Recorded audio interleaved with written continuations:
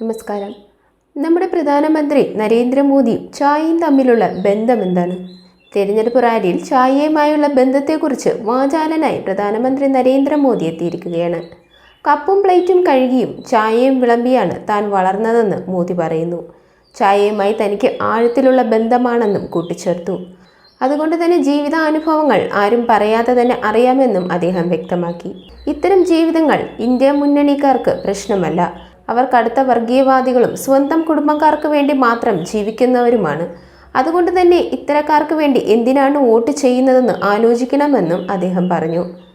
മിർസാപൂരിൽ നടന്ന റാലിയിൽ India മുന്നണിയെ വർഗീയവാദികളെന്ന് വിശേഷിപ്പിച്ച് Modi Samjad party മുങ്ങിക്കൊണ്ടിരിക്കുകയാണെന്നും പരിഹസിച്ചു. സംജാദ്വാദ് പാർട്ടിക്ക് വേണ്ടി ആരും വോട്ടുകൾ പാഴാക്കാൻ ആഗ്രഹിക്കില്ല. മുങ്ങിക്കൊണ്ടിരിക്കുന്നവർക്ക് ജനം വോട്ട് ചെയ്യില്ല. സർക്കാർ രൂപീകരിക്കുമെന്ന് ഉറപ്പുള്ളവർക്കേ അവർ വോട്ട് ചെയ്യുകയുള്ളൂ. പിടിക്കപ്പെടുന്ന തീവ്രവാദികളെ സംജാദ്വാദി പാർട്ടി സർക്കാർ വെറുതെ വിടും. അതിന് കൂട്ടുനിൽക്കാത്ത ഉദ്യോഗസ്ഥരെ സസ്പെൻഡ് ചെയ്യുമെന്നും മോദി ആരോപിച്ചു.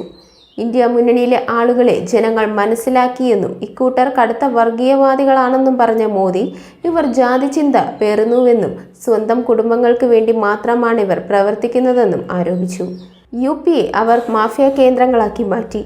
സംജാദ്വാദി പാർട്ടി ഭരണകാലത്ത് ആർക്കും ഭൂമി തട്ടിയെടുക്കാമെന്ന അവസ്ഥയായിരുന്നു.